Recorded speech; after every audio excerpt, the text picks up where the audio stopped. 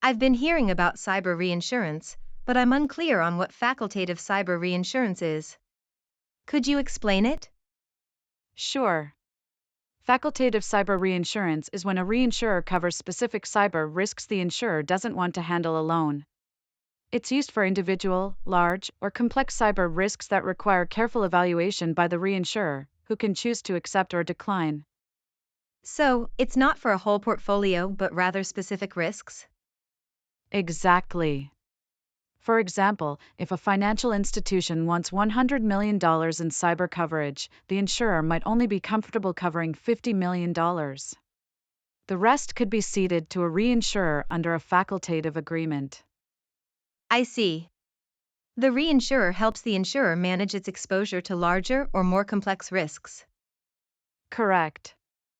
Facultative reinsurance is common for high-profile clients like tech companies or financial institutions, where a large cyber attack could cause significant damage. The reinsurer shares the risk, allowing the insurer to offer higher coverage without overexposure. How does the reinsurer decide whether to take on a risk? The reinsurer assesses the company's cybersecurity measures, industry, and potential exposure to threats. For example, a company with strong cybersecurity may be more likely to get reinsurance than one with weaker protection. It's a thorough, case-by-case evaluation. Could you give me another example from a different sector? Sure.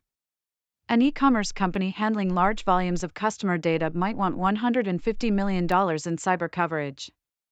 The insurer may only cover $75 million and cede the rest to a reinsurer. This allows the insurer to manage risk while still offering the client adequate coverage. So, facultative reinsurance helps insurers cover large, specific risks while managing their exposure? Exactly. It's ideal for large or unusual risks. Instead of taking on the entire exposure, the insurer transfers part of it to the reinsurer, allowing them to offer coverage while limiting their risk.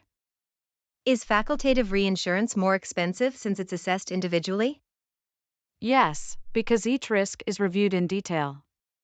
Facultative reinsurance is typically priced higher than treaty reinsurance, where the reinsurer covers a broader portfolio of risks automatically. How is this different from a cyber reinsurance treaty? A cyber treaty is a blanket agreement where the reinsurer covers a group of risks. With facultative reinsurance, the reinsurer evaluates and decides whether to accept each individual risk. It offers more flexibility but requires a detailed review. I understand. So, facultative cyber reinsurance is used for larger or more specific risks that need careful attention. Exactly. It gives both the insurer and reinsurer control over which risks to cover, making it perfect for complex cyber risks. Thanks, Susan. This has clarified a lot. It seems like facultative cyber reinsurance is a valuable tool for managing high-risk clients.